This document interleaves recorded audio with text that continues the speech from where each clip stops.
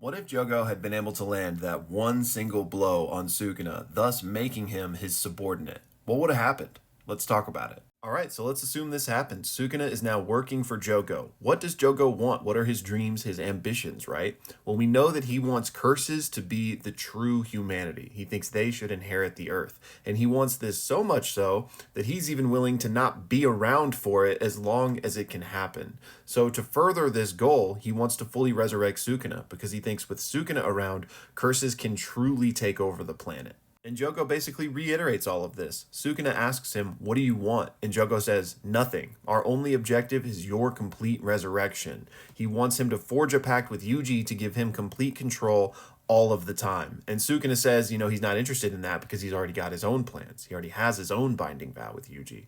But he says, "What, you want me to just start by slaughtering all the humans in Shibuya?" Which is in line exactly with what Jogo wants, right? Because he wants all humans completely gone so that curses can rule the planet. So to wrap all of this up in a nice little bow, Jogo wants to exterminate humanity. And with Sukuna on his team, he thinks he can make that happen. So let's play this out. If Jogo had successfully gotten Sukuna, what would have been different? Well, in order to play this out, we're going to have to make a couple of assumptions. And the first is that Sukuna is going to have to give up on his own plans and ambitions. He's going to have to do whatever Jogo wants, right? Let's assume it's a binding vow that's in place. So because of that, the Maharaga fight probably doesn't happen anymore because Sukuna is no longer inclined to go save Megami. But with that being the case, the grand scheme of things don't change that much because in the Maharaga fight, a vast portion of Shibuya was destroyed and lots of people were taken out, right? And again, that's what Jogo wants. So while the mechanism wouldn't be the same, the final outcome, I think, would be. The difference here is that Sukuna is on a time limit, right? Yuji will take back over the body, but in this case, Sukuna didn't care because he had his own plans. If he didn't have his own plans, then he does need to take over the body.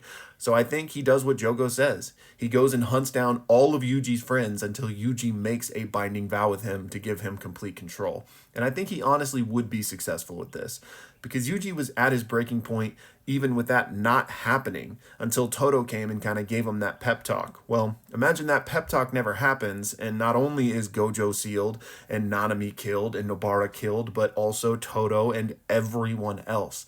I think Yuji at some point would have, coalesced and given Sukuna full control. And at that point, no one's stopping this team because, again, Gojo is already sealed. At this point, it's a buddy cop movie. These two are going around looking for the final fingers, wiping out humanity, and probably having a few laughs along the way. Now, the only other hiccup in this what-if scenario is this man and his machinations. Everyone's playing checkers. He's playing 4D chess, right? And he's not going to let his plans go to the wayside just because Jogo managed to get Sukuna on his team.